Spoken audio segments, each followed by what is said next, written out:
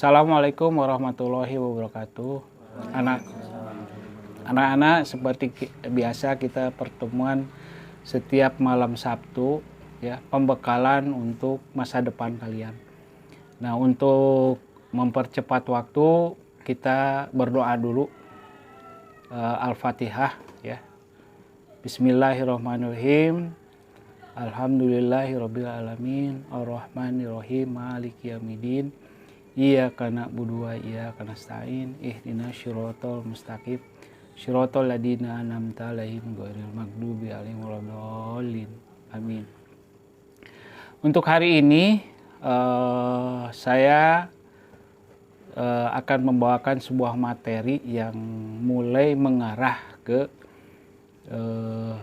bicara masalah bisnis, ya. Alhamdulillah dalam beberapa pertemuan ini kalian udah mulai punya pemikiran bagaimana kita memulai satu bisnis. Aang sekarang udah mulai nih bisnis apa, Ang? Keripik, ya. Dia ngambil keripik dari orang, terus dikemas, ya, Ang, ya, terus dipasarkan. Nah, kita nanti akan bahas bagaimana supaya bisnis ini bisa berhasil. Yang kedua, Bastian nih. Bastian alhamdulillah sekarang mau mulai bisnis ternak lele, ya. Nah, mulai kemarin dia udah beresin itu kolam nih. Cuman masih ada yang bocor, nanti kita insya Allah besok sama gua ditambal dulu. Biar kita dalam beberapa hari ke depan itu udah bisa mulai. Nah, satu hal sebetulnya, Aang, ini bisnis itu kan bukan hanya dipikirkan, dihayalkan, tapi harus dijalankan. Begitu bisnis itu dijalankan, ya kan? Nah, nanti akan timbul masalah-masalah yang akan terjadi, ya kan? Contoh misalkan Aang awalnya omsetnya cukup besar gitu kan. Biasanya kalau kita mulai bisnis untuk bisnis makanan kayak gini, ya, itu pertama itu biasanya banyak yang beli. Kenapa? Yang beli itu kan orang-orang dekat. Aang misalkan ke saya nawarin, masa saya nggak beli gitu kan. Terus ke teman-temannya, masa nggak beli itu, ke saudara segala macam. Nah, suatu saat ada titik jenuh nanti, Ang. Suatu saat itu ada titik jenuh, orang sudah nggak mau beli lagi gitu kan. Apalagi untuk produk yang gampang didapatkan di pasar. Contoh keripik. Perdi nih perlu keripik, dimanapun kita bisa beli. Di pasar, ya kan, mungkin di ayo mangga, ayo silakan, ayo, ya duduk, baru satu nih perempuannya, besok minggu depan harusnya ada.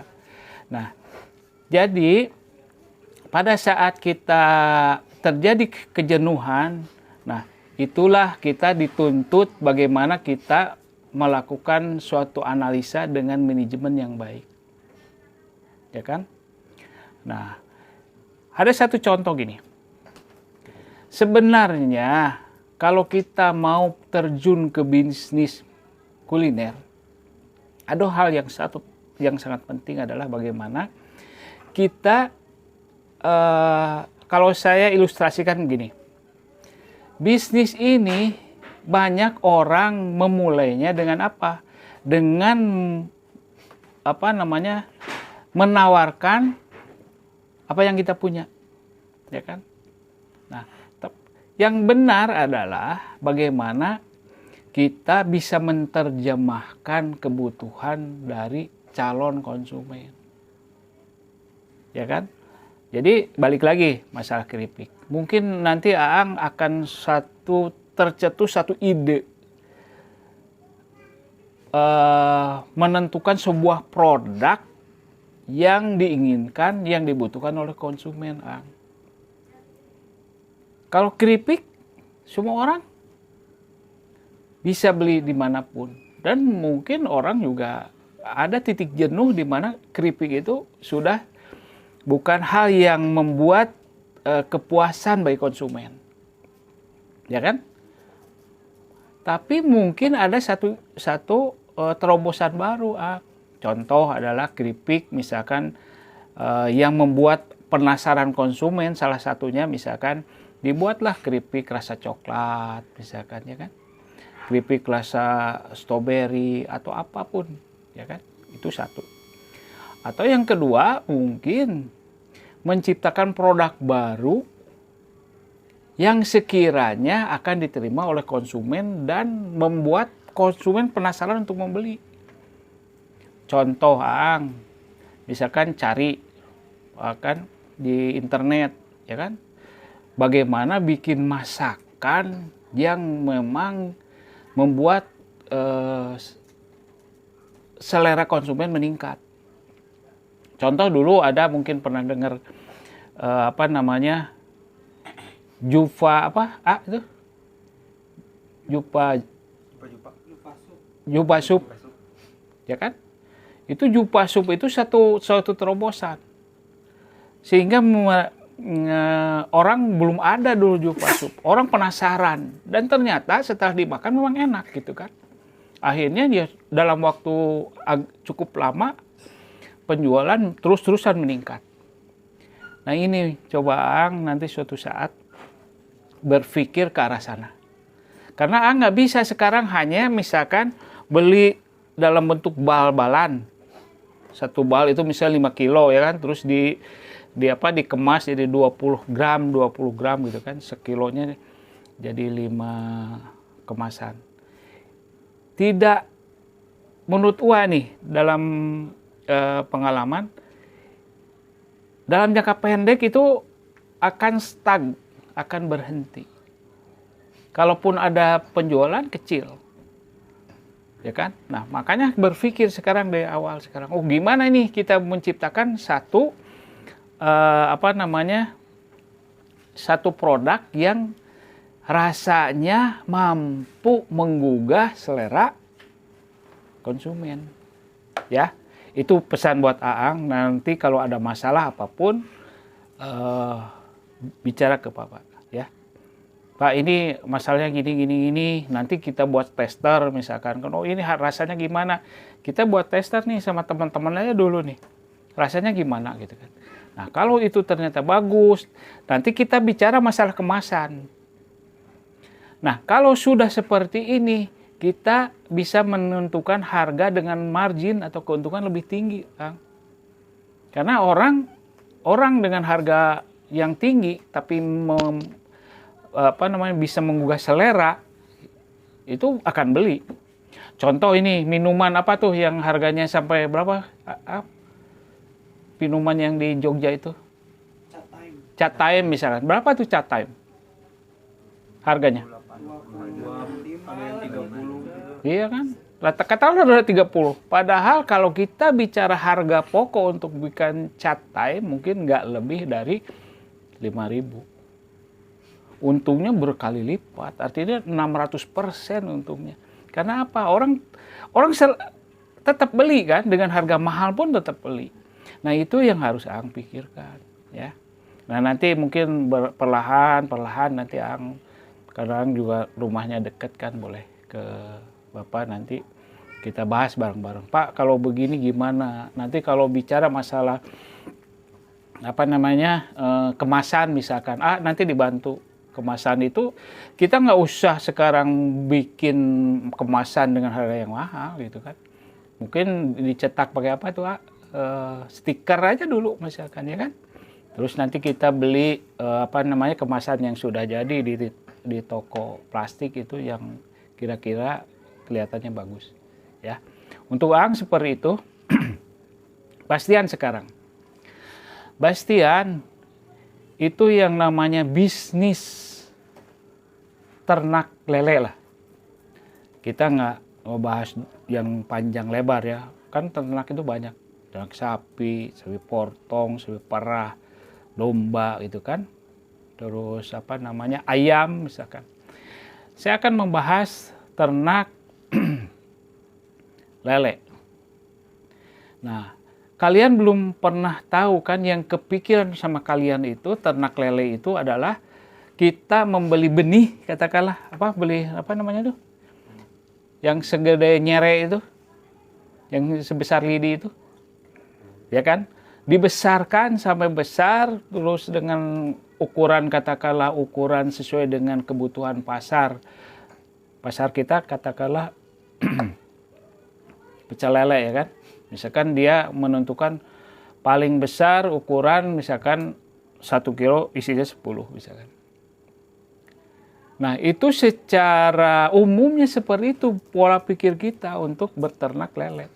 Tapi sebenarnya ada yang berhubungan dengan ternak lele tapi dalam segmen yang berbeda. Ini harus kalian ketahui. Jadi sekarang ini ternak lele, segmen mana yang bisa menguntungkan. Nih contoh, apa yang saya bilang segmen itu. Segmen itu kalau ternak lele ada yang dibilang pendederan atau breeding mungkin ya. Jadi dia itu dari mulai punya induk lele, misalkan jantannya 10, betinanya 10. Nah, terus dikawinkan, ya kan, menghasilkan lele yang kecil-kecil banget itu, yang kalau di bahasa kita kan kebul gitu kan. Nah, dia setelah beberapa hari terus dia bisa jual ke orang. Ya kan? Itu salah satunya. Jadi dia segmennya itu hanya dia menjual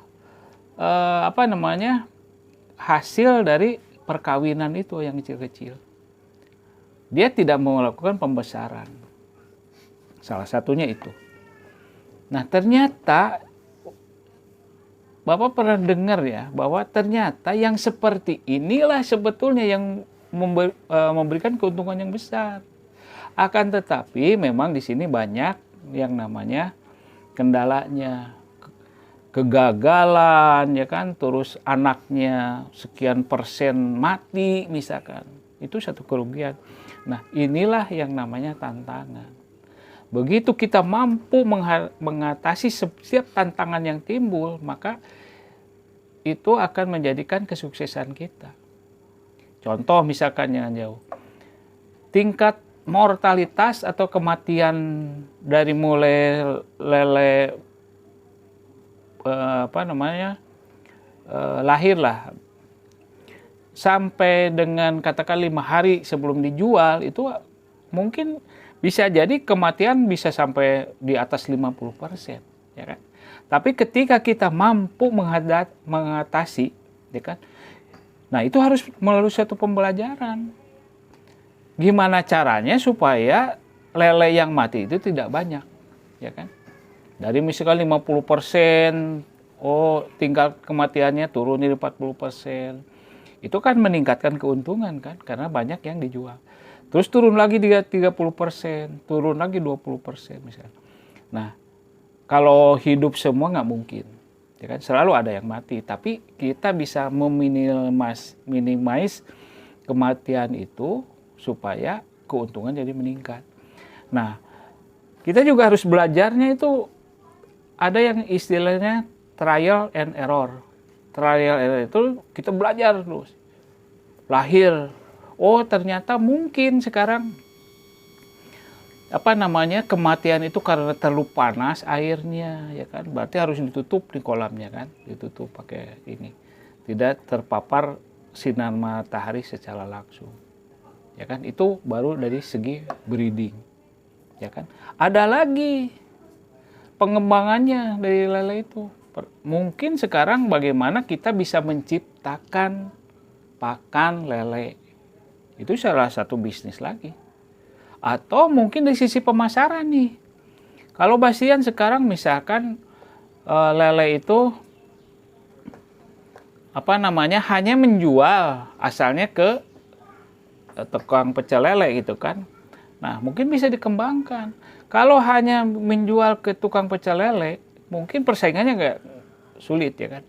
Nah, pemasarannya kita bisa kembangkan. Misalkan sekarang mah menjualnya sasarannya ibu rumah tangga, tetangga aja dulu awalnya mah, ya kan, ke bapak misalkan si ibu, bu ini ditawarin lah.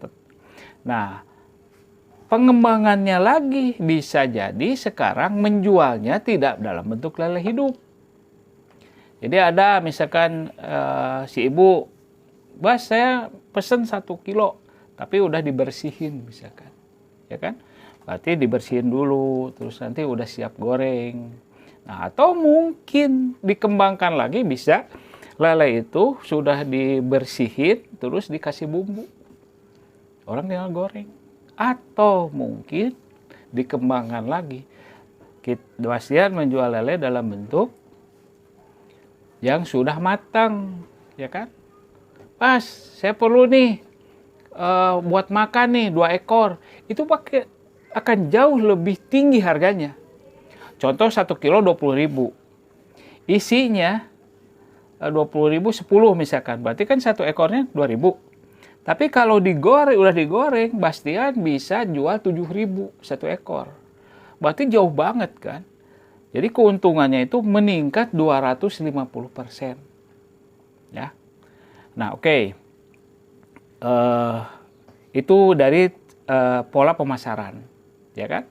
Nah, ada lagi kita mencari satu bisnis sama lele, tapi mempunyai jenis yang berbeda.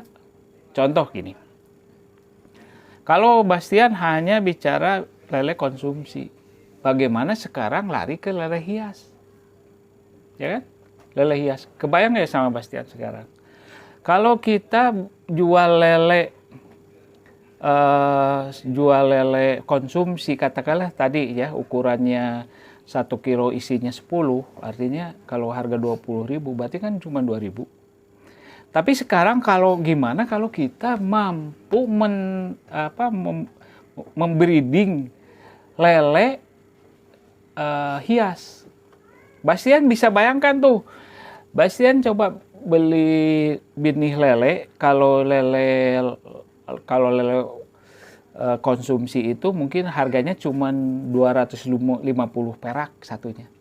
Tapi coba Bastian lihat lele yang untuk lele hias, ya kan? Itu bisa harganya 5.000 perak satu dengan ukuran yang sama. Bisa kita bayangkan berarti keuntungannya itu meningkat 20 kali lipat atau 2.000%. Ya kan? Nah, kalian itu tidak bisa hanya sekarang bicara masalah bisnis itu hanya dengan pola yang udah orang lain lakukan. Hasilnya kan seperti itu, banyak ruginya, ya kan, untungnya nggak seberapa. Tapi kalau kita bicara memutar otak kita supaya kita bisa untungnya besar, ya kita harus melakukan terobosan-terobosan baru, ya. Jadi harapan UA nanti kalian itu tidak hanya berpikir meniru orang lain. Tapi memang dari awal memang harus dikuasai dulu ilmunya. Ilmu beternak itu seperti apa, kasih makannya seperti apa, pergantian airnya seperti apa, dan lain-lain. Ya, pastinya mungkin suatu saat nanti kalian akan menemukan satu jalan sehingga kalian itu akan berhasil dalam bisnis. Kalian nggak boleh putus asa, kalian nggak boleh menyerah ketika mendapatkan masalah. Kalau kalian ada tantangan ke depan, ada masalah, lelenya yang mati misalnya, kalian terus sekarang berhenti, ya sudah selesai bisnis kalian. Tapi jadikanlah setiap masalah itu adalah satu pembelajaran untuk meningkatkan kalian ke tahap yang lebih tinggi lagi. Ya, jadi untuk sementara itu mudah-mudahan Aang ya ke Bastian dan yang lain-lain juga nanti. Ferdi misalkan sekarang Ferdi juga bekerja dengan udah mulai bicara masalah apa namanya tuh, setting ya, apa, editing ya, editing video segala macam. Abai nanti punya pemikiran nanti baik. Abai mikirin gimana nih, ya maaf ya, mungkin Abai gimana pulang dari sini udah kepikiran, gimana Abai bisa menciptakan satu pekerjaan yang dengan niat untuk membantu ekonomi keluarga misalkan, ya. Minggu depan kita bahas Abai gitu kan. Ariel juga sama, Ariel mungkin larinya ke dagang misalkan kan. Gimana ini ya kan untuk jualan apa. Alfa juga semua. Ini siapa namanya? Pipi juga semua. Ya, Syahdan juga. Jadi wah pengen suatu saat kalian itu menjadi manusia-manusia yang berguna, manusia-manusia yang punya kelas. Ya kan? Jangan terlalu sekarang terpikir apa yang sama lihat kalian ini bangun tidur main HP ya kan?